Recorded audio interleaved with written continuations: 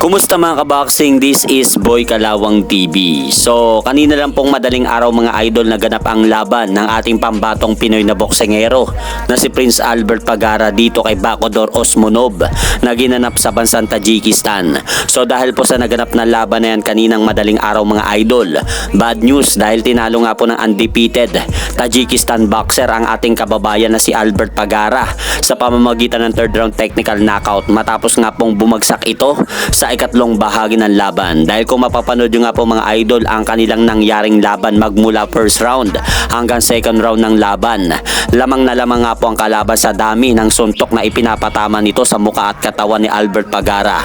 At kapansin-pansin din po mga idol kapag nako-corner nga po ng Tajikistan boxer si Albert Pagara sa gilid ng lubid ay hindi na nga po ito nakakasagot sa mga ipinapatamang suntok nito sa kanya. At pagsapit nga po mga idol ng round 3, dito na po nagkaroon ng idea ang kalaban na parang wala sa kondisyon si Albert Pagara sa kanilang laban. Kaya dito na po sinamantala ni Bakodor Osmonov ang pagkakataon. Cornerin muli nito ang Pinoy sa lubid. Kaya sa pagkakataon pong ito hindi na po umubra ang pick and roll movement ng ating kababayan sa Tajikistan boxer.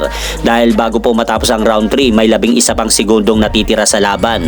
At dito po sa pagkakataon na ito tinamaan ng isang solid uppercut si Albert Pagara at sinundan pa niyan ng kalaban na magkasunod na suntok sa ulo upang bumagsak nga po si Albert Pagara sa round 3 ng laban. Pero habang binibilangan nga po siya ng referee mga idol ay hindi na nga po ito nakatayo pa sa ikawalong bilang ng referee. Kaya dahil po dyan mga idol panalo nga po si Bakodor Osmonov via TKO sa round 3 at napanalunan din po niya ang titulong WBA Gold Lightweight title sa laban. At umabante na rin po ang malinis nitong record sa boxing sa 10-0 with 5 knockout. Habang nalasap naman po mga idol ni Prince Albert Pagara ang kanyang ikalawang talo sa kanyang buong professional boxing career dahil bumagsak na nga po ang kartada nito sa 35 wins 2 losses. At sa kabilang banda, mamaya-maya na pong hapon magaganap ang laban ng isa pa nating Pinoy na pambato na boksingero na si current IBF World Minimum Weight Champion Pedro Taduran laban dito kay Japanese boxer Jinjiro Shigeoka ng bansang Japan sa Osaka.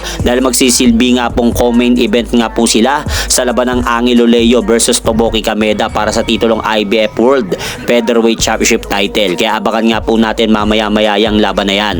At hanggang dito na lang po muna ang aking update sa mga kaganapan sa mundo ng boxing. At syempre mga idol, huwag nyo rin pong kalimutan pakisuportahan nyo naman po muna ang ating munting channel. Maraming salamat po.